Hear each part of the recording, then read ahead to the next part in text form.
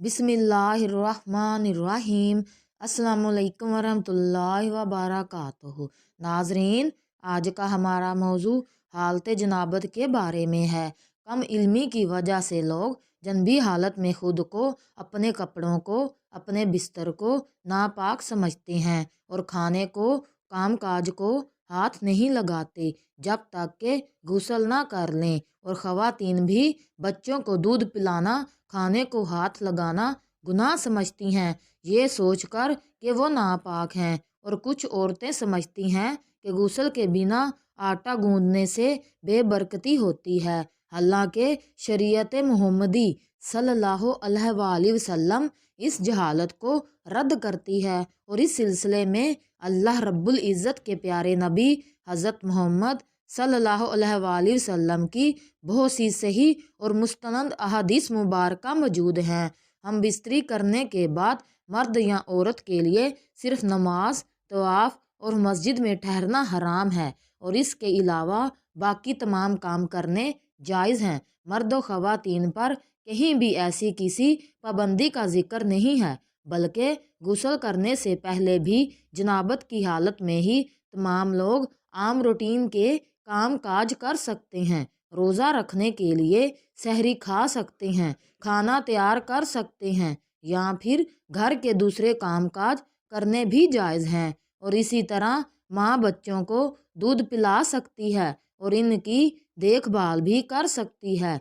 इसकी दलील के लिए कई हदीसें मुबारक मौजूद हैं। नाजरीन, हज़रत हुज़ैफ़ा रज़ी अल्लाह ताला अन्हो बयान करते हैं कि नबी करीम सल्लल्लाहु अलैहि वसल्लम इनसे मिले तो आप सल्लल्लाहु अलैहि वसल्लम मुसाफ़िया के लिए हाथ फैलाते हुए इनकी तरफ बढ़े। हुज़ैफ़ा ने कहा, मैं जनबी हूँ। इस पर आप सल्लल्लाहु अलैहि वसल्लम ने फरमाया, मुसलमान निजस नहीं होता। इसी तरह की एक हदीस पाक बुखारी की हदीस नंबर 283 है, जिसमें हज़रत अबू हुरैरा रज़ी अल्लाह ताला अन्हो फरमाते हैं, एक दफ़ा मैं हालत जनाबत में होने की वजह से हजूर के सामने होने के बावजूद भी इनसे ना मिला, जिस पर हजूर अकरम सल्लल्लाहु अलैहि वसल्लम ने फरमाया, मुसलमान हरगिज़ नापाक नहीं हो सकता।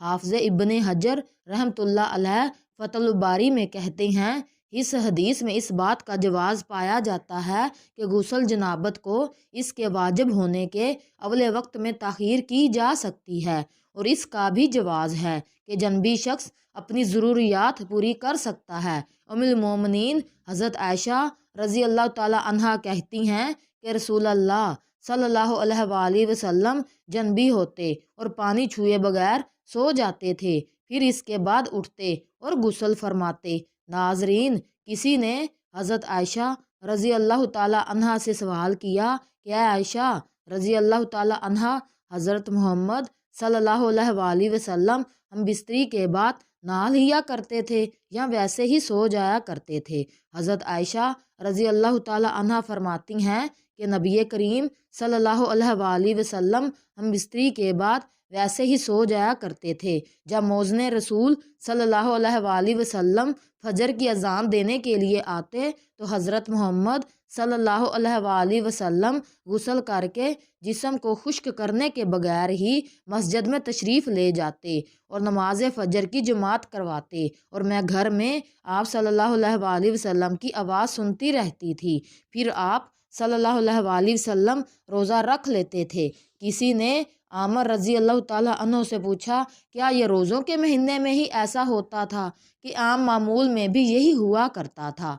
तो आमर रज़ी अल्लाह ताला अन्हो ने फरमाया कि रोज़ों के अलावा भी ऐसा ही हुआ करता था। नाजरीन, हज़रत आयशा रज़ी अल्लाह ताला अन्हा से मरवी है कि आप सल्लल्लाहु अलैहि वसल्लम हम बिस्तरी करने के बाद सोने से पहले गुस्ल करते और बाज़ औक़ात सिर्फ़ तयम्मुम ही करते। रवायत है कि रसूलुल्लाह सल्लल्लाहु अलैहि वसल्लम जनाबत की हालत में सो लिया करते थे। हज़रत आयशा रज़ी अल्लाह ताला अन्हा फरमाती हैं कि आप सल्लल्लाहु अलैहि वसल्लम जनाबत की हालत में शर्मगाह को धोते और फिर नमाज जैसा वज़ू करते। रसूलुल्लाह सल्लल्लाहु अलैहि वसल्लम ने हज़रत उमर से सोने से पहले वज़ू करने और अपनी शर्मगाह को धोने का हुक्म दिया था। حضرت عائشہ رضی اللہ تعالی عنہ فرماتی ہیں کہ رسول اللہ صلی اللہ علیہ وآلہ وسلم بعض اوقات غسل کر کے سوتے اور بعض دفعہ حالت جنابت میں ہی وضو کر کے سو جایا کرتے۔ ناظرین، افضل یہی ہے کہ جنابت کے بعد جتنی جلدی ہو غسل کر لیا جائے، کیونکہ ایسا نہ ہو کہ کہیں غسل کرنا بھول ہی نہ جائیں۔ کھانے پینے، سونے اور عورتیں بچوں کو دودھ پلانے سے پہلے جنابت کی حالت میں وضو کر لیں تو یہ افضل ہے۔ ناظرین، یہ یاد رہے کہ یہ وضو کرنا بھی واجب نہیں ہے، لیکن وضو کرنا اور شرمگاہ کو دھو لینا مستحب ہے۔